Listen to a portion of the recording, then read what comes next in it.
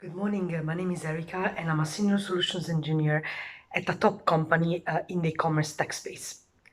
So today I wanted to talk to you about the pros and cons of being a solutions engineers and pre-sales. First of all, let me start by saying that I changed from being working in finance to working in tech, and I transitioned from a more implementation role to a pre-sales role, and I absolutely love it. I think it's the best job in the world, especially in the world of B2B tech. So I may be a little bit biased, but I wanted to talk to you about what are some of the benefits of being a sales engineer and what are some of the cons from my perspective of being a sales engineer. So first of all, let's start with the pro.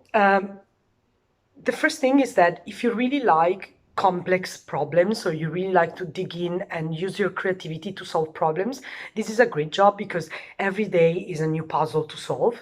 And sometimes you have to have a very broad, really be horizontal in the way you think, linking different things you hear from product to previous feedback. And depending on the complexity of your product, there may be a lot of dots that you need to join together. So if you enjoy this type of activities, then definitely being a sales engineer is very rewarding, especially when you find that one solution to the problem. The second is working with prospects. I personally love talking to other people, and I love understanding their challenges, understanding where they're at, and asking them questions. Some people equate this job to an interviewer job. I don't think it's exactly that, but definitely you need to enjoy having conversations, being able to have active listening, but also being able to ask good questions and being inquisitive and challenging. And if you love that type of activity, you need to love spending time with other people, perhaps half of your day, then you will definitely love this job. Then I would say working in a relationship with other departments is another area. You need to love working cross-functionally. You need to love collaborating on other projects, and sometimes also getting your hands dirty on things that are not necessarily your primary job. But this is another pro of being a sales engineer, and if you love that, it's super rewarding because you get to meet a lot of people throughout the organization across many different functions. Then I would say learning the market. So being a sales engineer, because you're in constant conversation with the prospect, you end up becoming an industry expert. And if you really love that industry, that's a great plus because you develop a lot of knowledge about the industry, about the trends, about the problems that this industry face. And I think this is a great stepping stone if you wanted to go into other roles that are more focused on a specific industry. Finally, let's talk about recognition and compensation. SCs are very well paid, and great SCs are extremely well paid. We're going to talk about the con of that in a second because there is a downside to that.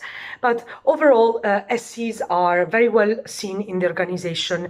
Typically, they are seen as experts in the industry, in the product, in the technical side, and they are very well recognized and very well compensated because of that.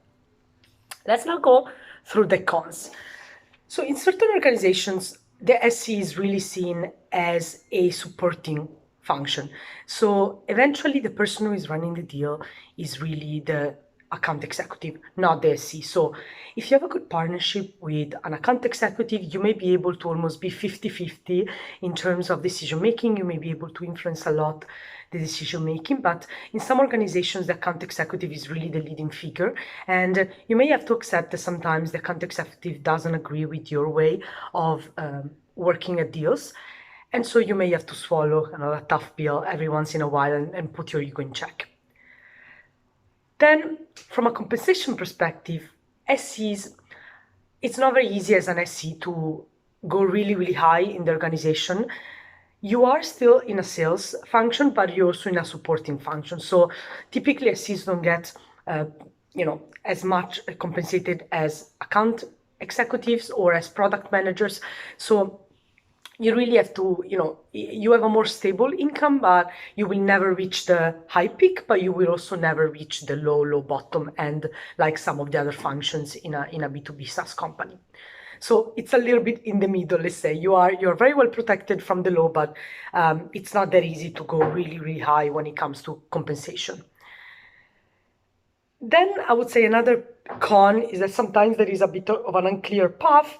In some organizations, if you want to go higher in the organization, get paid more, be promoted, you need to go into management role, which not a lot of people like.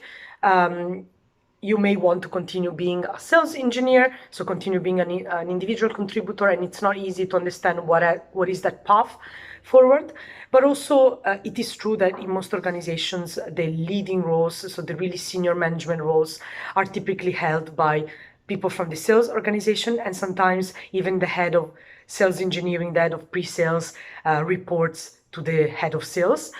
In my organization, it's actually the opposite, but it's a bit of a very, I would say, a big exception to the rule. So I'm really lucky because our head of sales engineering is actually the head of the whole sales organization, but this is extremely rare.